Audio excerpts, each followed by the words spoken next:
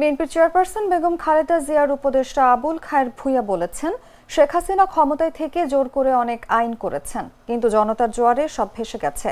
তার রায় কার্যকর করার জন্য এদেশের জনগণ অধীর আগ্রহে অপেক্ষা করছে। সোমবার লক্ষ্মীপুরের রায়পুর পৌরসভার মধুপুর মাদ্রাসা মাঠে আয়োজিত বিএনপির যৌথ সভায় তিনি এসব কথা বলেন। আবুল খায়ের ভূঁইয়া বলেন, আন্তর্জাতিক অপরাধ ট্রাইব্যুনালে হাসিনার বিরুদ্ধে একটি রায় হয়েছে। বিগত দিনে হাসিনা ও তার দোসররা অবৈধভাবে দেশের ছাত্র আন্দোলনের সময় হেলিকপ্টারে বসে গুলি করে মায়ের কোলের সন্তানকে হত্যা করেছে। মায়ের সঙ্গে সন্তান খাটে শুয়েছিল, তাকেও হত্যা করা হয়েছে। এটি স্বাধীন সার্বভৌম বাংলাদেশের নির্মম ইতিহাস।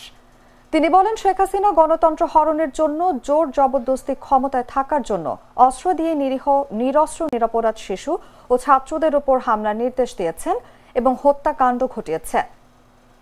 গণতন্ত্র যেন ফিরে না আসে, মানুষকে ভয়ভীতি দেখিয়ে আন্দোলন থেকে দূরে রাখার চেষ্টা করেছে।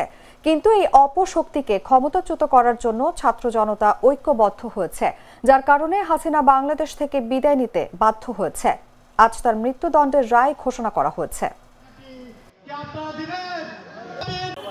আজ ঢাকায় আন্তর্জাতিক ট্রাইব্যুনাল আদালতে একটি রায় হয়েছে। আপনারা অনেকে সেই রায় দেখেছেন বা শুনেছেন ফেসবুক বা ইউটিউবের মধ্যে।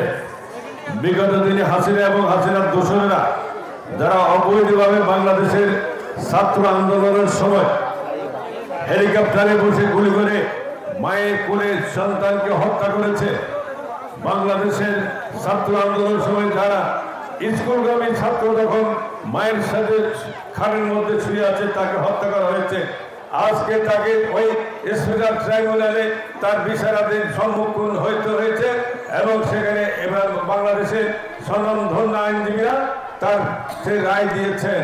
আমরা আশা করি অবিলম্বে হাসিনা যেখানে আসুন, তার কাছে আসুন, তারা তাকে বাংলাদেশে পাঠিয়ে দেবেন এবং তার এই রায় কার্যকরী করার জন্য এদেশের জনগণ